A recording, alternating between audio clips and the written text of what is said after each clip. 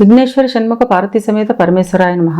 Ramadevi astro and వాస్తు ఛానల్ని వీక్షిస్తున్న ప్రేక్షకులకు స్వాగతం. 2024 ఫిబ్రవరి గ్రహ సంచారం ఇలా ఉంది. రవి మకరంలో సంచారం చేస్తూ 15వ తేదీన కుంభ సంక్రమణం చేస్తున్నాడు. కుజుడు ధనుస్సులో సంచారం చేస్తూ 6వ తేదీన మకరంలోకి ప్రవేశిస్తాడు. బుధుడు మకరంలో సంచారం చేస్తూ 19వ తేదీన కుంభంలో ప్రవేశిస్తాడు. గురువు తన మిత్రక్షేత్రమైన మేషంలో సంచారం చేస్తున్నాడు.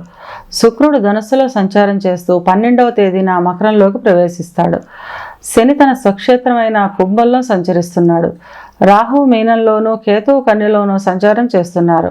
ఈ గ్రహ సంచారాన్ని ఆధారంగా చేసుకుని మేషరాశి వారికి ఫిబ్రవరి మాస ఫలితాలు ఎలా ఉన్నాయో, చిన్న చిన్న పరిహారాలు ఏం చేసుకోవాలో చూద్దాం.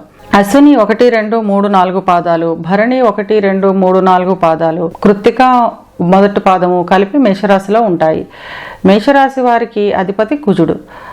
మేషరాశి వారికి మాసంలో అద్భుతమైన ఫలితాలు ఉంటాయి. మంచి ఆరోగ్యం ఉంటుంది. మానసికంగా ఆహ్లాదంగా ఆనందంగా ఉంటారు.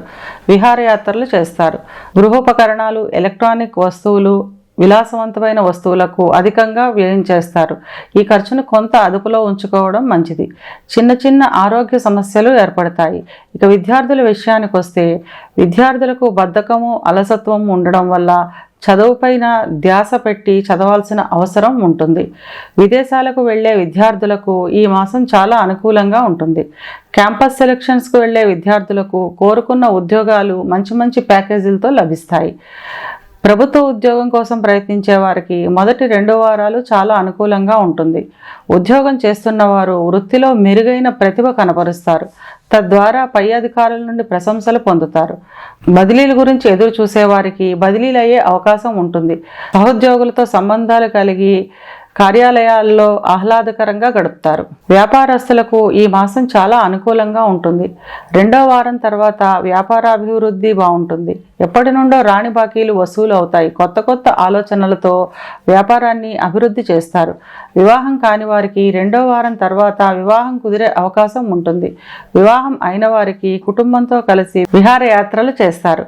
విందు వినోదాలలో పాల్గొంటారు. సంతానం విషయానికి వస్తే 2వ వారం తర్వాత సంతానానికి సంబంధించిన శుభవార్తలు వింటారు. చిన్న చిన్న ఆరోగ్య ఇబ్బందులు ఉన్నప్పటికీ ఈ మాసమంతా ఆహ్లాదకరంగానే గడుపుతారు.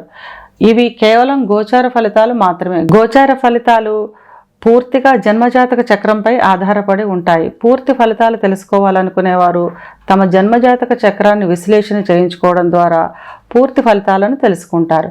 మేషరాశి వారు అనుకూలతను పెంచుకోవడానికి, ప్రతికూలతను తగ్గించుకోవడానికి మంగళవారం దుర్గాదేవికి కుంకుమార్చన చేయించడం, ఆ కుంకుమ నుదుటను ధరించడం వల్ల అంతా మంచే జరుగుతుంది.